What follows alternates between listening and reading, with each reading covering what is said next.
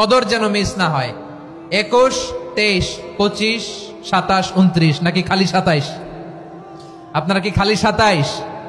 হ্যাঁ না, ফালতামিসু feel আশরিল আওয়াখিরি feel মিনাল ভিতরি, রমজানের শেষ দশকের বেজর রাতগুলোকে কদর হিসেবে তালাশ করো। আল্লাহর হাবিব সাল্লাল্লাহু আলাইহি ওয়াসাল্লাম শেষ 10 দিন টানা ইবাদত করতেন, টানা ইবাদত। ইদা জাআল আশরু আহিয়াল লাইলা আইকাদা আহলা ওয়া জাদ্দা ওয়া শাদ্দাল মিজার, সারা রাত জেগে ইবাদতের নজির নবীজির নাই, শুধু রমজানের শেষ দশক ছাড়া। সুবহানাল্লাহ বলেন। নিজেও ঘুমাতেন না, ফাতেমা রাদিয়াল্লাহু তাআলা আনহু, আলী রাদিয়াল্লাহু তাআলা আনহু কাউকে ঘুমাতে দিতেন না, সবাইকে জাগিয়ে তুলতেন। আমরা সারা রাত জেগে ইবাদত করব, রাজি আছেন তো?